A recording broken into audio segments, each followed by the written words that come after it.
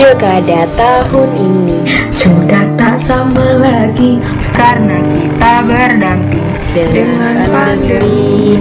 Jangan lupa memilih pemimpin paling pasti. Satu suaramu, sangat berarti nanti. Siapkan dirimu, siapkan semuanya. Marilah coblos pilihanmu. Tak usah banyak ragu, janganlah kamu golput. Ayolah datang ke TPU. Gunakan hak suaramu, berperan demi bangsa. Kini semangat membara. Pilkada 2020, jangan golput. Pandemi COVID-19 yang tak kunjung berakhir membuat sejumlah pihak mendesak para penyelenggara pemilu untuk menunda pelaksanaan pemilihan kepala daerah.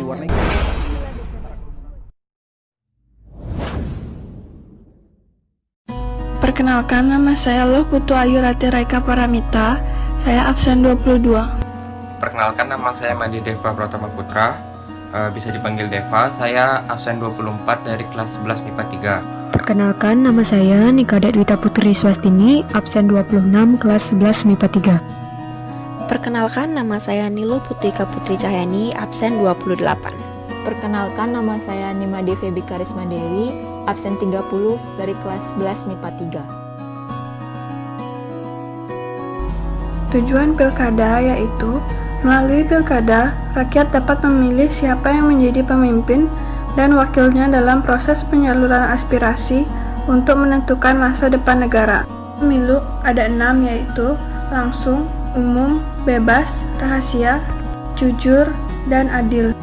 Langsung, artinya pemilih tidak boleh diwakilkan suaranya, artinya harus memilih secara langsung. Bebas artinya pemilih bebas dari kekangan atau tekanan dari pihak luar seperti sogokan atau ancaman-ancaman lainnya. Rahasia artinya privasi dari suara seorang pemilih itu dapat dijamin, tidak ada yang tahu. Jujur, tentunya pemilihan ini dilakukan secara jujur dan tanpa ada kecurangan dan adil. Pilkada 2020 di kala pandemi COVID-19 ini, menurut saya bukanlah suatu hal yang patut atau wajib dilaksanakan. Dilihat juga bahwa semakin meningkatnya korban atau orang yang terjangkit COVID-19 di Indonesia. Dengan dilaksanakannya Pilkada 2020, maka akan banyak kegiatan-kegiatan yang dilakukan dengan mengumpulkan orang banyak. Misalkan, jika kita melaksanakan kampanye maupun pemilihan umum, yang mana akan mengundang orang banyak yang mungkin saja menyebabkan timbulnya klaster penyebaran COVID-19. Oleh karena itu, menurut saya, alangkah baiknya jika Pilkada 2020 ditunda pelaksanaannya, dan menurut saya juga, apabila Pilkada tersebut ditunda, maka makna dari pelaksanaan Pilkada itu juga tidak akan hilang. Oleh sebab itu, saya sangat menentang atau saya sangat tidak setuju dilaksanakannya Pilkada 2020 di kala pandemi yang sedang meningkatnya seperti saat ini. Situasi pandemi Indonesia menurut saya masih di bawah rata-rata pandemik dunia berdasarkan standar dari WHO. Tapi masyarakat wajib mengikuti protokol yang diminta dari pemerintah dengan tujuan menekan laju COVID di Indonesia. Prinsip-prinsip demokrasi Pancasila berdasarkan sumber yang saya baca, demokrasi yang erat kaitannya dengan negara kesatuan Republik Indonesia ini memiliki prinsip-prinsip sebagai berikut. 1. Hak asasi manusia setiap warga negara wajib dilindungi. 2. Semua pengambilan keputusan harus didasarkan pada musyawarah. 3. Pemilihan umum yang kompetitif dan adil. 4. Apa yang menjadi cita-cita nasional dan tujuan negara Indonesia harus didukung dan dilaksanakan. 5. Hadirnya partai politik atau organisasi sosial politik adalah menampung sebagai aspirasi rakyat. 6. Rakyat adalah yang menentukan kedaulatan negara ini, dan kedaulatan negara harus terlaksana sesuai dengan UUD 1945 yang tertuang pada pasal 1 ayat 2. Pelaksanaan kedaulatan rakyat sifatnya bebas dan bertanggung jawab. Dalam menjalankan sistem pemerintahan Indonesia, maka negara harus menjalankan sesuai dengan aturan hukum yang tertuang di Undang-Undang Dasar Negara 1945, bukan hanya dilaksanakan sesuai dengan kekuasaan yang berlaku. Kekuasaan yang paling tinggi semuanya ada di tangan rakyat, dan tidak boleh ada yang mengganggunya, sekalipun itu pemerintahan tertinggi negara ini. Dan terakhir, negara menggunakan sistem konstitusi dalam menjalankan pemerintahannya dan tidak boleh ada absolutisme. Absolutisme adalah prinsip atau pelaksanaan kekuasaan penuh dan tidak terbatas dalam pemerintahan. Demokrasi secara umum adalah suatu sistem pemerintahan dengan memberikan kesempatan kepada rakyat untuk melakukan pengambilan keputusan yang nantinya akan berdampak langsung kepada rakyat itu sendiri. Dalam hal ini berarti rakyat merupakan pemegang kekuasaan tertinggi.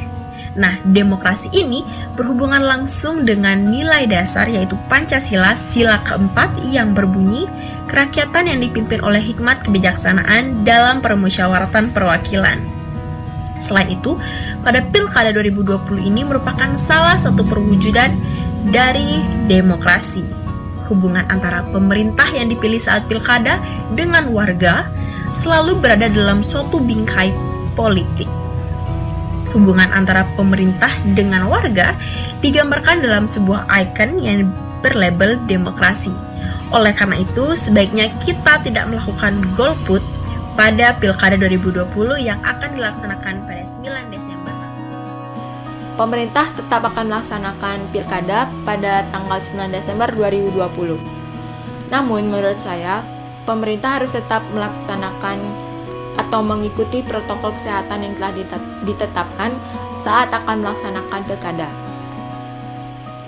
Selain itu, untuk melaksanakan kampanye, lebih baik melalui TV atau online yang diikuti oleh hanya beberapa orang saja, daripada harus berkerumunan di jalan karena itu sangat rawan terkena virus. Selain itu, pemerintah dan penyelenggara harus bekerja maksimal untuk meyakinkan masyarakat pemilih agar tetap mengambil bagian dalam pelaksanaan pilkada ini. Bukan hanya meyakinkan bahwa pilkada ini sehat, tetapi juga bahwa pilkada ini tidak akan mengganggu pemulihan ekonomi dan sosial masyarakat akibat dari COVID-19.